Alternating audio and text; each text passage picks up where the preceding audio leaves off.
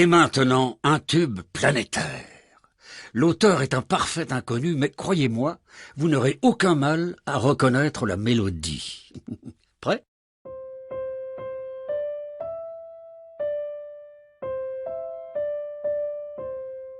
Bon, c'était Au clair de la lune. Vous l'avez tous trouvé. Bravo. Jusque-là, rien d'étonnant. Je vous ai joué la mélodie au piano. Juste avec la main droite. Maintenant, je vous rajoute un accompagnement de la main gauche. Ce sera toujours exactement la même mélodie, les mêmes notes. Simplement, certaines seront légèrement plus graves ou plus aiguës. Par exemple, je vais passer d'un mi à un mi bémol, dont la fréquence est juste un peu plus basse. Ces petits changements vont donner une coloration très particulière au morceau.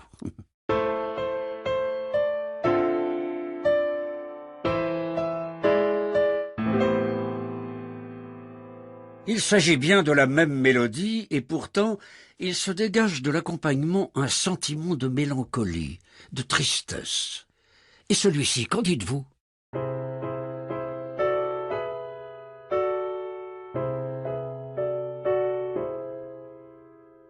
Oui, le malaise est palpable, l'angoisse même.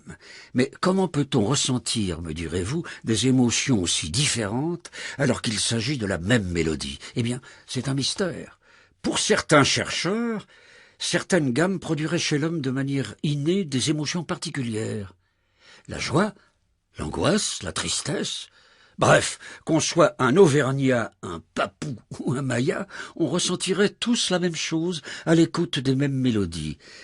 Pour d'autres scientifiques, les émotions produites par les gammes ne seraient que des habitudes musicales. On apprendrait dès notre plus jeune âge à associer certaines musiques à certains sentiments. Il est vrai qu'on a rarement de la fanfare à un enterrement, ou la mélodie du bonheur dans un film d'horreur. Quoi qu'il en soit, le débat pour l'instant n'est pas tranché. Vous jouez de la musique peut-être? Voici un test pour savoir si vous avez l'oreille absolue. Essayez de reconnaître cette note. Alors, vous avez trouvé? Un Do? Un La? Un Ré? Pas facile, hein? C'était un Fa. Et si vous n'avez pas réussi, rassurez-vous, seule une personne sur 10 000 a la faculté d'identifier ainsi une note, comme s'il la connaissait par cœur. Ils ont l'oreille absolue. Ces personnes peuvent concentrer toute leur attention auditive et mentale sur une fréquence particulière et l'associer à une note.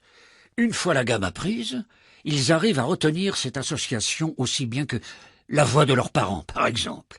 Quant à savoir d'où vient ce don, eh bien, personne ne le sait vraiment. Il semblerait que l'oreille absolue ne s'acquiert pas, mais qu'on naisse avec. L'origine de ce don est encore très mystérieuse. Voici maintenant un test un peu plus facile. Il faut que vous identifiez une note en vous aidant d'une autre. Je vais vous rejouer la note Fa du début. C'est bon? Vous l'avez bien dans l'oreille? Essayez maintenant de reconnaître cette note. Alors, cette fois c'était un Si. Vous avez réussi? Bravo! Vous avez l'oreille relative. Contrairement à l'oreille absolue, les personnes qui ont l'oreille relative ne retiennent pas la fréquence d'une note en elle-même, mais peuvent la reconnaître en la comparant avec d'autres. Tout le monde y arrive, mais certains avec plus de facilité, comme les musiciens, par exemple. Pour ceux qui ont trouvé le test encore trop difficile, je vous propose une comparaison plus simple. Je vais rejouer la note Fa du début, puis tout de suite après, celle à identifier. Vous êtes prêts?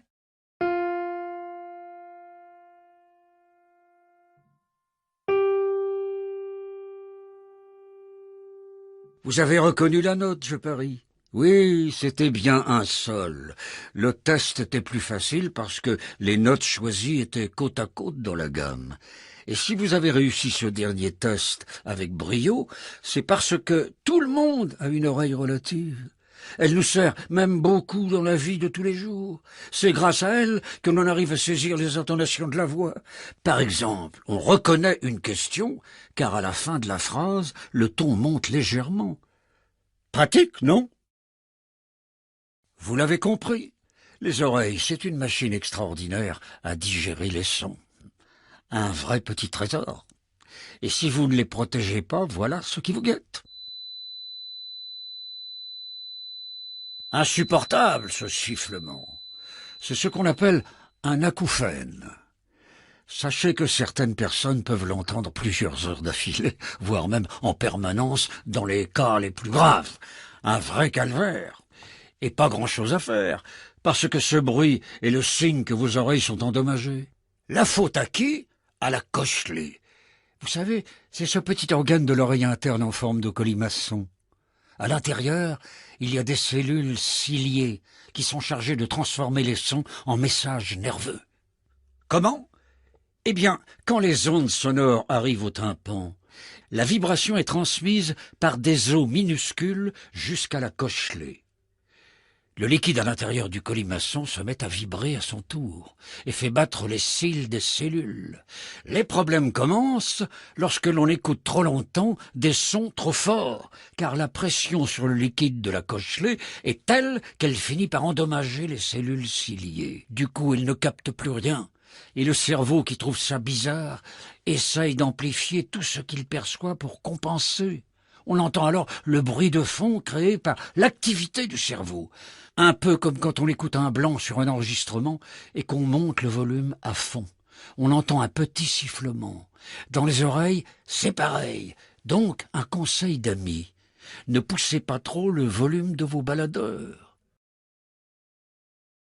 Ok, je vous casse peut-être les oreilles avec mes conseils. Mais franchement, à quoi bon accélérer un processus naturel? De toute façon, vous n'y échapperez pas.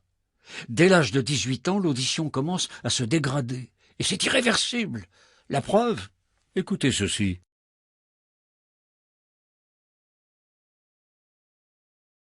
Ok.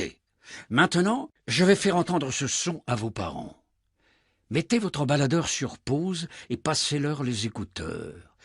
Observez bien leur réaction et demandez-leur ce qu'ils pensent de ce qu'ils viennent d'entendre.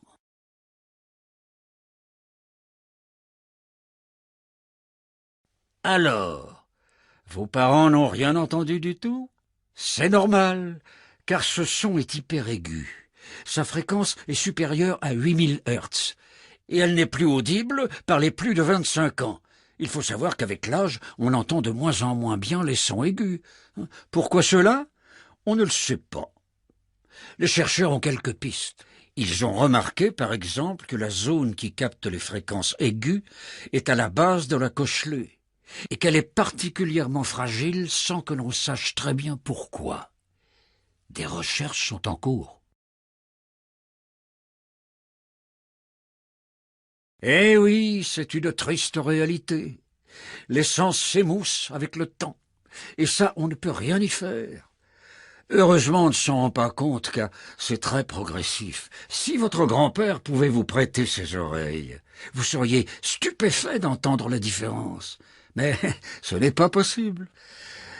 Attendez un peu. Je suis en train de vous dire des bêtises. Aujourd'hui, grâce à la magie de l'électronique, on peut tout simuler. Alors, prêt pour une descente aux enfers? Écoutez bien. Voilà un petit extrait musical tel qu'il est perçu à 20 ans.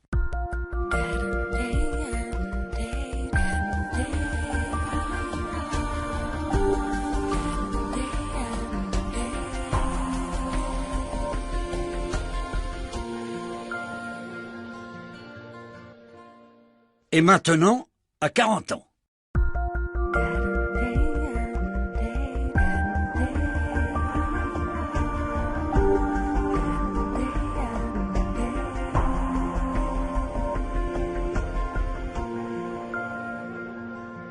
Vous avez senti? Les aigus commencent à se faire la malle. C'est encore plus flagrant à 60 ans. Écoutez.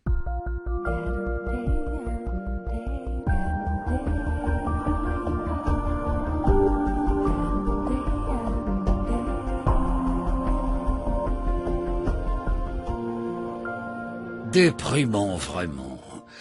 Et s'il y avait que les aigus qu'on captait mal, mais non. En plus, le volume sonore qu'on perçoit nous paraît faible, très faible, comme si l'on avait un casque sur la tête. Tenez, vérifiez avec ces deux extraits à 20 ans, puis à 60 ans.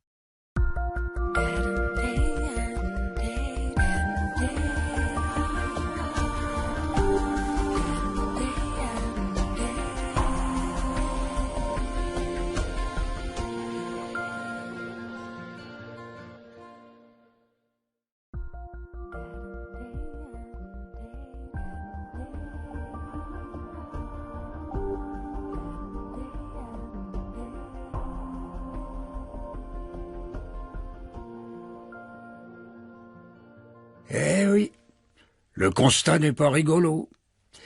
La vieillesse, c'est une vraie purge pour les oreilles. On commence d'abord par entendre de moins en moins bien les sons très aigus. Et puis, le volume perçu diminue.